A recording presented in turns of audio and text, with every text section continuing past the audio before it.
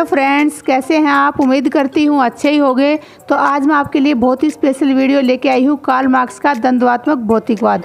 इसमें मैं आपको इसकी विशेषताएं और इसकी आलोचनाओं का वर्णन करूँगी। कई बच्चों के समझ में नहीं आता, लेकिन मैं इसको बहुत ही सरल भाषा में लेके आई हूँ। अगर आपको मेरी वीडियो पसंद आए तो चैनल को सब्सक्राइब करना, वीडियो को लाइक करना, बने रहिए चैनल के साथ। तो चलिए मेरी वीडियो की तरफ। आज हम करवाएंगे आपको द्वंद्वात्मक भौतिकवाद का सिद्धांत, जो कि कार्ल मार्क्स ने दिया है। इस सिद्धांत को जो है कार्ल मार्क्स के सबसे महत्वपूर्ण सिद्धांत के रूप में देखा जाता है और इस सिद्धांत के कारण ही उन्हें वैज्ञानिक समाजवादी भी कहा जाता है। यह सिद्धांत कार्ल मार्क्स ने हीगल से लिया था। हीगल का जो सिद्धांत था वो था द्वंद्वात्मक प्रत्ययवाद, और कार्ल मार्क्स ने इसको बदलकर इसका नाम रखा द्वंद्वात्मक भौतिकवाद। द्वंद्वात्मक का जो सिद्धांत था वो हीगल से लिया था, और भौतिकवाद जो शब्द है ये शब्द लिया था फायर बॉल से। किसने? कार्ल मार्क्स ने। ठीक है। द्वंद्वात्मक जो भौतिकवाद है उसका क्या अर्थ है? द्वंद्व का अर्थ होता है दो विरोधी वस्तुओं में संघर्ष। वाद का अर्थ होता है, चाहे आप इसे विचार बोल लो या धारणा बोल लो या सिद्धांत बोल लो, ये इसका अर्थ होता है। और भौतिक का अर्थ होता है अचेतन या पदार्थ। अचेतन का क्या अर्थ होता है? जिसमें चेतना ना हो, ठीक है, जो निर्जीव हो पदार्थ। ठीक है। तो द्वंद्वात्मक की जो प्रक्रिया है वो कैसे चलती है? इसमें तीन जो स्टेप कार्ल मार्क्स ने बताए हैं, वाद, प्रतिवाद और संवाद। वाद जो है समाज की सामान्य जो अवस्था होती है उसको हम वाद कहते हैं, लेकिन फिर उस अवस्था से असंतोष या असंतुष्ट या जिन लोगों में असमानता होती है उनके कारण क्या होने लगता है? संघर्ष होने लगता है, और दूसरी स्थिति आ जाती है प्रतिवाद की। अब प्रतिवाद के बाद क्या होता है कि एक तीसरी स्थिति आती संघर्ष के बाद। जो संघर्ष का परिणाम निकलता है उस परिणाम को हम संवाद कहते हैं। यह जो स्थिति होती है यह अन्यों से विकसित, भिन्न और उच्च अवस्था में होती है। इस प्रकार समाज, पदार्थ और विचारों में भिन्न भिन्न अवस्थाएं आती हैं। ये अवस्थाएं कौन सी आती हैं? इन सभी में परिवर्तन होता है, फिर वो वस्तुएं गतिशील होती हैं, वो प्रगति की तरफ बढ़ती हैं और उनका विकास होता है। ये अवस्थाएं आती रहती हैं, और फिर इन अवस्थाओं के आने में क्या होता है? वाद, प्रतिवाद और संवाद की जो प्रक्रिया है वो चलती रहती है, और इस प्रकार समाज का विकास होता है। अब मैं इसके जो एग्जाम्पल है वो दो एग्जाम्पल दूंगी आपको। पहला एग्जाम्पल क्या है कि गेहूं का दाना, ये क्या है? वाद है। फिर गेहूं का दाना धरती से संघर्ष करता है और ये बन जाता है प्रतिवाद, और धरती से संघर्ष करने के बाद उसमें से एक पौधा निकलता है और वो होता है संवाद। यानी ये उत्तम जो दशा आती है, उच्च जो अवस्था आती है, ये विकसित होती है। ठीक है। ऐसे ही अगर हम बात करें दूसरे उदाहरण की, दूसरा जो उदाहरण वो क्या है कि पहले आता है वाद। वाद में हमने लिया पानी। ठीक है। पानी ने आग से संघर्ष किया और ये संघर्ष कहलाया प्रतिवाद। इस संघर्ष के बाद जो है पानी बन गया भाप। ठीक है। ये उच्च अवस्था आ गई इसकी, और ये बन गया संवाद। यानी उस संघर्ष का परिणाम क्या निकला? भाप। यह तो हो गई एक प्रक्रिया, लेकिन ये यहीं पर नहीं रुकती है, निरंतर चलती रहती है। कैसे चलती है? अब ये भाप है। भाप क्या है कि बादलों से संघर्ष करती है। ठीक है। बादलों से संघर्ष करती है तो वो क्या बन गया? वो प्रतिवाद हो गया। ठीक है। ये प्रतिवाद हो गया। अगर बादलों में परिस्थितियाँ ठंडी हैं तो वो बर्फ़ बन जाएगा। क्या? जो भाप बनी थी वो बर्फ़ के रूप में आ जाएगी, जिसे हम ओले कहते हैं। और अगर वहाँ पर परिस्थितियाँ गर्म हैं तो वापस पानी के रूप में धरती पर आ जाती हैं। तो ये पानी फिर क्या कहलाया? ये पानी फिर कहलाता है वाद। ठीक है। इस प्रकार जो है यह प्रक्रिया चलती रहेगी। आगे हम पढ़ते हैं द्वंद्वात्मक भौतिकवाद की आर्थिक व्याख्या। क्या है? आर्थिक मतलब पैसा। इसमें मार्क्स ने क्या विचार दिए कि सबसे पहले मार्क्स कहता है कि सबसे पहले जो सामान्य अवस्था है वाद की वो है पूंजीवादी व्यवस्था। फिर क्या होता है कि जो श्रमिक वर्ग है, सर्वहारा वर्ग है, वो इससे क्या है? पूंजीवादी व्यवस्था से असंतुष्ट है, वो अपने आप को असमान मानता है। ठीक है। और उनमें असंतोष होता है। इस प्रकार वो क्या करते हैं? वो प्रतिवाद करते हैं, वो संघर्ष करते हैं। ठीक है। तो दूसरी अवस्था क्या होगी? सर्वहारा वर्ग का अधिनायक तंत्र। फिर दोनों में संघर्ष के बाद तीसरी जो अवस्था आती है वो कौन सी अवस्था आती है? वो साम्यवादी व्यवस्था आती है, जो संवाद है। ये जो संवाद है ये दोनों से से उत्तम है और भिन्न अवस्था है और दोनों से विकसित अवस्था है संवाद अवस्था। इसमें जो कुछ भी होगा वो सार्वजनिक संपत्ति होगा, वो सभी की संपत्ति होगी, किसी एक का अधिकार उस पर नहीं होगा। अब आगे देखिए, द्वंद्वात्मक भौतिकवाद मार्क्स के संपूर्ण विचारों का मूल आधार माना जाता है। इस सिद्धांत को वैज्ञानिक समाजवाद और मार्क्स को वैज्ञानिक समाजवादी कहा गया है। मतलब ये सिद्धांत आने के बाद ही जो है मार्क्स को वैज्ञानिक समाजवादी कहा गया है और इस सिद्धांत को वैज्ञानिक समाजवाद कहा गया है। द्वंद्ववाद का जो सिद्धांत है वो परस्पर विरोधी तत्वों का अध्ययन करता है। जितने भी विरोधी तत्व वो आपस में संघर्ष करते हैं और संवाद का रूप धारण करते हैं, और जो विकास विरोधी तत्वों के बीच संघर्ष का परिणाम, और जो उनमें संघर्ष होता रहता है विकास जो है उसका परिणाम कहलाता है। अब हम पढ़ते हैं हीगल और मार्क्स के विचारों में अंतर। हीगल ने क्या है कि द्वंद्वात्मक प्रत्ययवाद का सिद्धांत दिया था।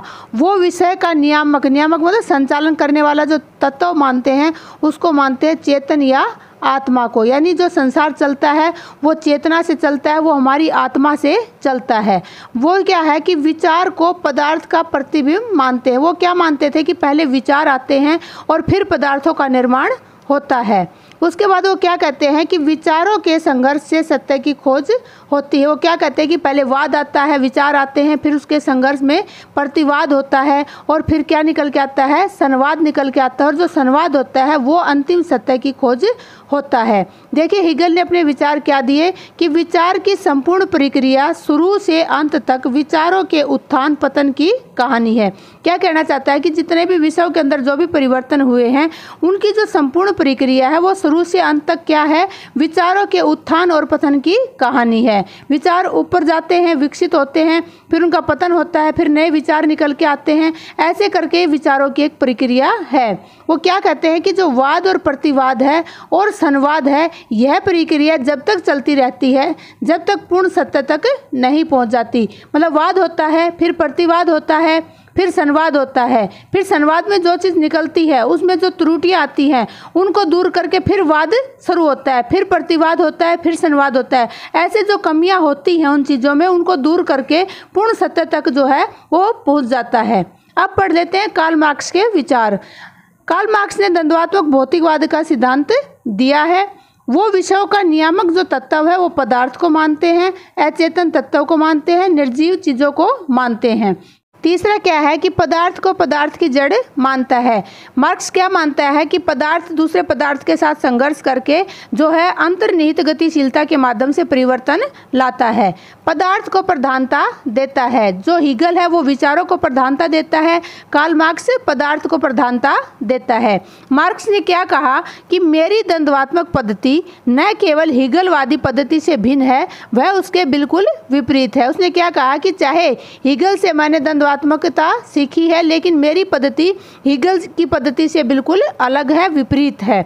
ठीक है, मैंने हीगल से द्वंद्वात्मक तर्क अपने सिर के बल खड़ा पाया। वो क्या कहता है कि जो हीगल ने अपने विचार दिए थे मैंने उनको देखा कि वो सिर के बल खड़े हुए थे, लेकिन मैंने क्या किया, मैंने सीधा करके उसे पैरों के बल खड़ा कर दिया। मतलब उसने क्या किया कि उसको सीधा करके, मतलब उसके विपरीत अपने विचार दिए हैं, उसको सीधा करके पैरों के बल खड़ा कर दिया। वो ये मानता है कि हीगल ने जो विचार दिए थे वो उल्टे थे और मैंने उन्हें सीधा कर दिया है।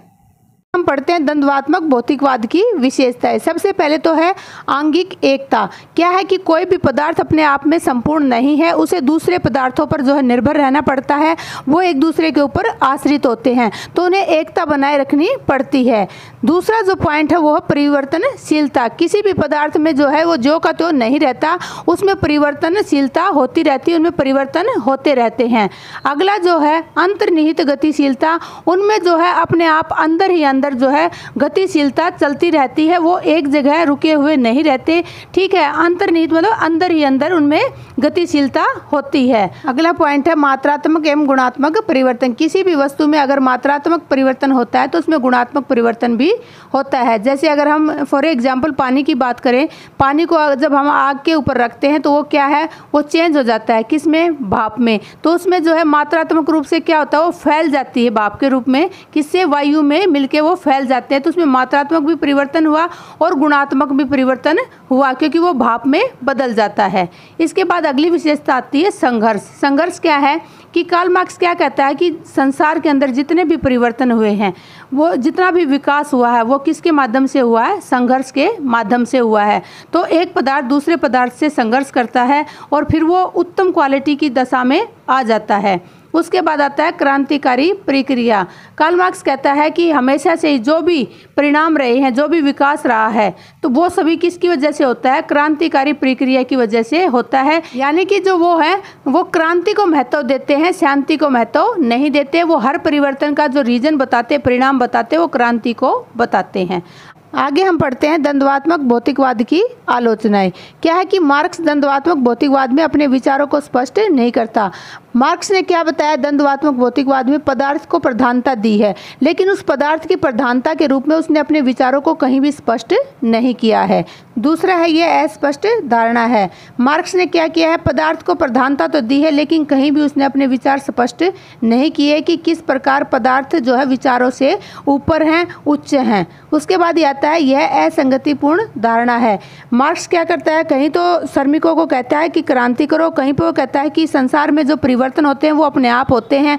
तो ये असंगतिपूर्ण धारणा, इसमें स्पष्ट ही वो नहीं कर पाता कि परिवर्तन स्वयं होते हैं या क्रांति के माध्यम से होते हैं। अगला है समस्त संसार में परिवर्तन का कारण भौतिकवाद नहीं है। ये जरूरी नहीं है कि भौतिकवाद के कारण ही संसार में परिवर्तन हो। कई बार क्या होता है कि प्राकृतिक रूप से भी परिवर्तन होते हैं, कई बार क्या होता है विचारों से भी परिवर्तन होते हैं। तो ये कथन उनका बिल्कुल सत्य नहीं है। अगला है परिवर्तन का कारण सदैव क्रांति नहीं होती। ये जरूरी नहीं है कि जब भी विषयों के अंदर परिवर्तन आए, संसार में परिवर्तन आए, तो उसका कारण हमेशा ही क्रांति हो। आराम से भी जो है परिवर्तन आ सकते हैं, शांति में भी परिवर्तन हो सकते हैं। तो ये जो आलोचनाएं हैं, ये द्वंद्वात्मक भौतिकवाद की बहुत ही प्रमुख आलोचनाएं हैं, जिसमें ये सिद्धांत स्पष्ट नहीं होता। थैंक यू मेरी वीडियो देखने के लिए। अगर आपको मेरी वीडियो पसंद आ रही है तो चैनल को सब्सक्राइब करें, वीडियो को लाइक करें, बने रहिए चैनल के साथ। मिलती हूँ अगली वीडियो में। Bye bye, take care.